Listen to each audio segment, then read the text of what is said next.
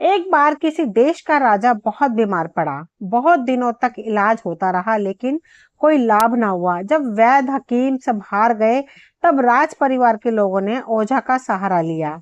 एक ओझा ने बताया कि यदि पहाड़ की चोटी पर रहने वाले दैत्य के शरीर का एक बाल मिल जाए तो उससे राजा की बीमारी का इलाज हो सकता है।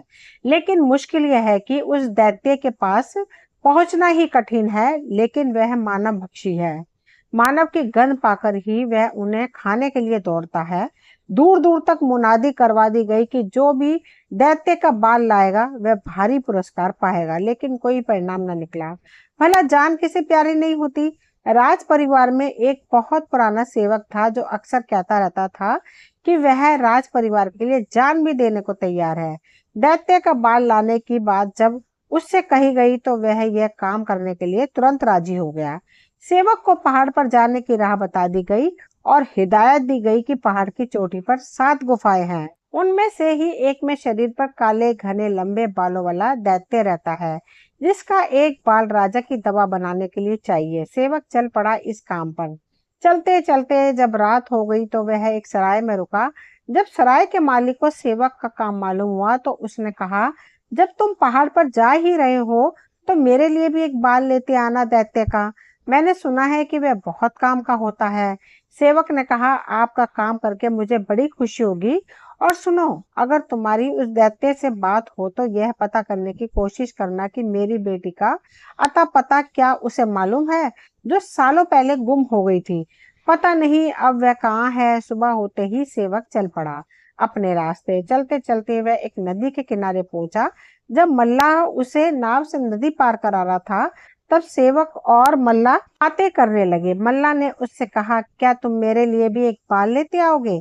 मैंने सुना है कि उसे पाने से नसीब खुल जाते हैं। सेवक ने कहा, ठीक है, और अगर तुम्हें मौका मिले तो दैत्य से पूछना कि जब से मैं नाव खेलने लगा हूँ तब से इस नाव से कभी उतर नहीं पाया। क्या मैं कभी इस नाव से उतर भी पाऊंगा या नहीं? जरूर, मैं दैत्य से आपका प्रश्न जरूर पूछूंगा। बात करते करते वे नदी के पार पहुंच गए थे। राज सेवक उतरा और अपनी राह चल दिया। रास्ते में चलते चलते सेवक को जब भूख लगी तो उसने एक नदी के किनारे बैठकर अपनी खाने की पोटली खोली। अभी वह खाना खा ही रहा था कि दो सभ्य कुलीन रईस पुरुष उसके पास आकर बैठ गए। खाना खाते खाते वे तीनों आपस में बातें करने लगे। जब उन लोगों को मालूम हुआ कि सेवक दैत्य के शरीर के बाल लेने जा रहा है तो उन्होंने कहा, तुम हमारे लिए भी एक आध बाल क्यों नहीं ले आते? बिल्कुल लेता आऊंगा, सेवक ने कहा। क्या तुम हमारे लिए दैत्य से एक प्रश्न का उत्तर भी पूछोगे? हमारे बगीचे में एक बहुत सुंदर फुहारा है जो कभी सुनहरा और रुपहला पानी फेंकता था, लेकिन अब वह सूख क्यों गया है? मैं आपकी बात बिना भूले दैत्य से पूछ लूंगा। वह चलता रहा। धीरे धीरे अंधेरा घिरने लगा। उसने साधुओं के एक आश्रम का द्वार खटखटाया और रात भर रुकने के लिए सहारा मांगा। भीतर आ जाओ कहकर साधुओं ने उसे भीतर बुला लिया। बातें करते हुए जब साधुओं को उसके काम की बात मालूम हुई तब एक साधु ने उससे पूछा, क्या तुम्हें मालूम भी है कि तुम क्या करने जा रहे हो? मुझे बताया गया है कि पहाड़ की चोटी पर 7 गुफाएं हैं। उनके दरवाजे खटखटाने पर एक में से मानुष भक्षी दैत्य निकलकर मेरा स्वागत करेगा। अब साधु बोले, अरे हमारी बात ध्यान से सुनो। अगर तुम तनिक भी असावधान हुए तो वहां इतने खतरे हैं कि तुम अपनी जान से ही हाथ धो बैठोगे। यह कोई मजाक की बात नहीं है। मैं तुम्हें दैत्य के बारे में बताऊंगा, लेकिन शर्त यह है कि तुम्हें भी हमारी सहायता करनी होगी। क्यों नहीं, आप लोग जो कहें मैं करने को तैयार हूँ। सेवक बोला, मेरी बात ध्यान से सुनो। जब तुम पर्वत की चोटी पे पहुंचोगे तो तुम्हें 7 गुफाएं दिखाई देंगी। दाहिने से 7वीं गुफा दैत्य की है। उसी में तुम भीतर जाना बिल्कुल अंत तक, जहां घने अंधेरा होगा। हम तुम्हें एक मोमबत्ती और माचिस दे देंगे जिससे तुम्हें रास्ता सूझता रहेगा, लेकिन ध्यान रहे तुम्हें गुफा के अंदर ठीक दोपहर में जाना होगा, जब दैत्य बाहर रहता है। वहां तुम्हें दैत्य की स्त्री मिलेगी जो बहुत बुद्धिमान है। वही तुम्हारी रक्षा करेगी और तुम्हें बताएगी कि क्या करना है। दैत्य की ओर से तुम सदा सावधान रहना, तनिक सी चूक होने पर दैत्य तुम्हें खा जाएगा। आप कितने अच्छे हैं बाबा, जो आपने वे सब बातें बताई जो मुझे मालूम नहीं थी। सेवक बोला, अब मैं तुम्हें वह भी बताता हूँ जो तुम्हें हमारे लिए करना है। इस आश्रम में हम सभी लोग ना जाने कितने वर्षों से शांति पूर्वक रह रहे थे, लेकिन पिछले 10 सालों से हम लोग ध्यान साधना कुछ नहीं करते, बस आपस में लड़ते रहते हैं। एक को कुछ चाहिए तो दूसरे को कुछ, और बहसों में ही सारी जिंदगी निकल रही है। ऐसा क्यों है? अगले दिन सेवक पहाड़ की चोटी पर जा पहुंचा। तब तक दिन बहुत चढ़ आया था। जब सूरज ठीक सिर के ऊपर पहुंच गया, दोपहर हो गई, तब उसने 7वीं गुफा में प्रवेश किया। वहां घनघोर अंधेरा था। उसने मोमबत्ती जलाई और आगे बढ़ा। उसे एक द्वार दिखाई दिया। खटखटाने पर एक बहुत सुंदर स्त्री ने दरवाजा खोलकर पूछा, आप कौन हैं और यहाँ क्यों आए हैं? क्या आपको मेरे पति के बारे में नहीं मालूम कि वह जिस आदमी को भी देखता है उसे खा जाता है? मैं अपने मालिक की बीमारी दूर करने के लिए आपके पति के शरीर का बाल लेने आया हूँ। अब तो मैं यहाँ तक आ ही गया हूँ, तो अपना भाग्य आजमाए बिना नहीं जाऊंगा। दैत्य मुझे खाता है तो खा ले। सेवक ने कहा, सुनो, मैं यहाँ कई सालों से रह रही हूँ। अब मैं इस नरक जैसी जिंदगी से थक चुकी हूँ। तुम मेरी मदद करो तो हम दोनों यहाँ से भाग सकते हैं।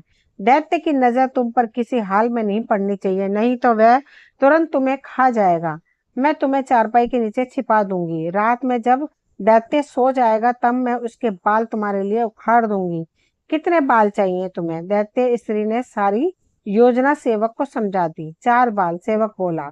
उसने राजा केवट सराय वाले अमीर भाइयों के लिए बाल और साधुओं के प्रश्न के बारे में भी दैत्य की पत्नी से बात की। लड़की ने सेवक को खाना दिया और उसके साथ बातें करती रही। उसने बताया कि जब दैत्य भूखा होता है तब वह मानव गंध बहुत जल्दी सूंघता है। अगर उसका पेट भरा हो तो उसे परवाह नहीं होती। ऐसे बताते बताते लड़की दैत्य के लिए खाना भी बनाती रही। शाम होते ही बहुत जोर का शोर सुनाई दिया, मानो अंधड़ आ रहा हो। सेवक भागकर चारपाई के नीचे घुस गया। दैत्य एक तूफान की तरह घर में घुसा। वह जोर जोर से सांस ले रहा था और कह रहा था, आई है मनुष्य की गंध जो मुझे है बहुत पसंद। कोई छिपा है मेरे घर में, खा जाऊंगा मैं उसको पल भर में। तब दैत्य की पत्नी बोली, ना करो तुम बातें बेकार। मनुष्य गंध आती है तुम्हें हर बार। चुपचाप बैठो और खाना खाओ तुम जायकेदार। दैत्य ने खाना तो खा लिया, लेकिन मानुष गंध उसे फिर भी आती रही। वह पूरे घर में किसी मनुष्य को खोजता रहा। खोजते खोजते वह थक गया। क्रोध में भरकर दैत्य की स्त्री ने कहा, मैं भी तो मानुष हूँ, मुझे खा लो और सो जाओ। अब तक दैत्य को नींद आने लगी थी। वह बिस्तर में जा लेटा, जल्दी ही सो भी गया। राजा का सेवक चारपाई के नीचे सांस रोके पड़ा हुआ था। कुछ देर में स्त्री की फुसफुसाहट की आवाज सुनाई दी। वह कह रही थी, ध्यान से सुनो, मैं सपना देखने का बहाना करके इसके शरीर के बाल उखाड़ने जा रही हूँ। उसने एक बाल उखाड़कर चारपाई के नीचे हाथ बढ़ा दिया। सेवक ने दैत्य का बाल ले लिया। तभी दैत्य चिल्लाया, हाय, तुम मेरे बाल क्यों नोच रही हो? मुझे एक डरावना सपना आया था। स्त्री बोली, तुम सपने में क्या देख रही थी? दैत्य ने पूछा, मैं सपने में पहाड़ के नीचे का आश्रम देख रही थी। साधु होकर भी तुम इतनी बुरी तरह लड़ झगड़ रहे थे कि मैं डर गई, स्त्री ने बताया। दैत्य ने कहा, यह सपना नहीं, सच है। साधुओं में इतना झगड़ा इसलिए होता है क्योंकि एक राक्षस स्वभाव का आदमी उनके बीच में साधु का वेश रखकर रह रहा है। साधु लोग उससे छुटकारा कैसे पा सकते हैं? स्त्री ने पूछा। उन साधुओं को परोपकार के कई काम एक साथ शुरू करने होंगे, तभी वे उन कामों में सहायता न करने वाले को पहचान पाएंगे। वे आश्रम से उसे बाहर निकाल दे तो लड़ाइयां बंद हो सकती हैं। इतना कहकर दैत्य खर्राटे भरने लगा। कुछ देर शांति रही। फिर दैत्य की पत्नी ने दैत्य के शरीर से एक बाल उखाड़ा। वह चौंक उठा। अरे, क्या हुआ? मैं सपना देख रही थी, स्त्री धीरे से बोली। फिर उस बार क्या देख रही थी? दैत्य ने पूछा। तुम्हें 2 रईस भाइयों के घर के बगीचे में हुआ फव्वारा याद है? मैंने सपने में देखा कि वह फव्वारा सूख गया है। भला ऐसा कैसे हो गया? आज तो तुम सारे सच्चे सपने देख रही हो। यह सच है कि उन रईस भाइयों के बगीचे का फव्वारा सूख गया है। कारण यह है कि जहां से फव्वारा में पानी जाता है वहां एक सांप कुंडली मारे बैठा है। फुआरे के पास की जमीन को खोदते हुए अगर बहुत आराम से उसके मुख तक पहुंच जाएं और उस सांप को वहां से हटा दिया जाए तो फव्वारा फिर से सुनहला और रुपहला पानी फेंकने लगेगा, दैत्य ने बताया। दैत्य की पत्नी ने कुछ देर तक सोने का नाटक किया और उसके बाद फिर दैत्य के शरीर से एक बाल तोड़ लिया। दैत्य चीखूक उठा, लगता है तुम आज मेरे शरीर पर उगे सारे बाल उखाड़ कर ही दम लोगी। माफ कर दो, मुझे फिर सपना आ गया था। ना जाने क्यों गहरी नींद नहीं आ रही है। स्त्री बोली, अब की बार क्या सपना देखा? भला बताओ तो। दैत्य ने फिर पूछा, मैंने सपने में एक ऐसा मल्ला देखा जो कभी अपनी नाव से उतर ही नहीं पाता। सारी दुनिया से कटकर वह बस नाविक होकर रह गया है। उसकी हालत देखकर मुझे इतना दुख हुआ कि मैं सपने से जाग पड़ी। तुम बिल्कुल सच कह रही हो। वह नाविक इतना बेवकूफ है कि सवारी को उतर जाने देता है और स्वयं नाव पर बैठा ही रह जाता है। अगर वे यात्री के उतरने से पहले उनसे किराया ले ले और यात्री को नाव में छोड़कर तट पर उतर जाए तो वह तो नाव पर से उतर जाएगा और यात्री नाव पर ही रह जाएगा जब तक कि उसे अगला यात्री न मिल जाए। मैंने ही उस नाव पर ऐसा मंत्र करवाया है कि नाव कभी खाली न रहे। थोड़ी सी ही देर के बाद स्त्री ने दैत्य के शरीर से चौथा बाल भी उखाड़ लिया। अब दैत्य की खींच बेकाबू हो रही थी। लगता है आज तुम न सोओगी और ना ही मुझे सोने दोगी। तुम कहीं और जाकर लेटो, मैं दिन भर का थका हूँ, मुझे सोने दो, मैं खुद भी परेशान हो गई हूँ। पलक झपकते ही तो सपना आ जाता है। अभी सपने में एक आदमी सालों पहले खोई बेटी के गम में पागल हो मरने की तैयारी कर रहा था। रुआसी स्त्री बोली, हो सकता है तुमने अपने पिता को सपने में देखा हो, वह एक सराय चलाता है। ऐसा कहकर पत्थर दिल दैत्य फिर सो गया। राजा के सेवक को अब तक दैत्य के देह के 4 बाल मिल गए थे। वह भी निश्चिंत हो गया था। सुबह हुई, दैत्य अपनी पत्नी से विदा ले काम पर निकल गया। सेवक चारपाई के नीचे से बाहर निकला। उसने दैत्य की पत्नी से मिले हुए दैत्य के शरीर के 4 बाल सावधानी से एक कपड़े में बांध लिए। फिर सेवक और स्त्री एक दूसरे का हाथ पकड़कर गुफा से बाहर निकले। सबसे पहले वह आश्रम में रुके। उन्होंने साधुओं को नकली साधु की बात बता दी और उससे छुटकारा पाने का उपाय भी। आगे बढ़ने पर वे उन रईस भाइयों के घर में पहुंचे। वहां उनको एक बाल दिया और फव्वारे को ठीक करने का उपाय उन्होंने बताया। फिर अपनी डगर चल पड़े। अब वे दोनों नदी किनारे पहुंचे। वहां उन्होंने केवट का दैत्य का बाल दिया। वह बहुत खुश हुआ और उसे अपना प्रश्न भी याद आया। बोला, दैत्य ने क्या मेरे बारे में कुछ बताया? वह बात हम तुम्हें उस पार पहुंचकर बताएंगे, सेवक ने उत्तर दिया। दूसरे किनारे पर पहुंचकर जब दोनों नाव से उतर गए तब सेवक ने उसे दैत्य की कई सारी बात बता दी कि वह नाव पर से कैसे हट पाएगा। सराय पहुंचने पर राजा का सेवक दूर से ही खुशी से चिल्लाया, देखो देखो, मैं तुम्हारी बेटी और दैत्य का बाल दोनों तुम्हारे लिए लेकर आया हूँ। लड़की के पिता ने तुरंत उसकी शादी राजा के सेवक से करनी चाहिए, परंतु उस स्वामी भक्त ने कहा, मैं पहले अपने बीमार राजा के पास जाऊंगा और दैत्य का बाल वहां दूंगा, फिर यदि उनकी आज्ञा हुई तो आपकी लड़की से शादी करूंगा। राजा का सेवक दैत्य का बाल लेकर उनके पास पहुंचा। ओझा सोखा लोगों ने मिलकर दैत्य के बाल से राजा का इलाज किया। वह स्वस्थ हो गया और अपने स्वामी भक्त सेवक को बहुत सारा इनाम दिया। यह सब हो जाने के बाद सेवक ने विनम्रता से राजा से पूछा, स्वामी, यदि आपकी आज्ञा हो तो मैं एक सराय के मालिक की बेटी से शादी करना चाहता हूँ। विवाह की बात सुनकर राजा ने अपने प्रिय सेवक का पुरस्कार दुगना कर दिया और उसे विवाह की अनुमति दे दी।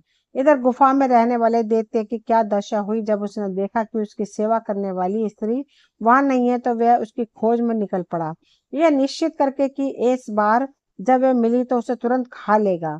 वह आदमखोर तो था ही। वह नदी तक आया। वहां उसे मल्ला नाव में बैठा मिला।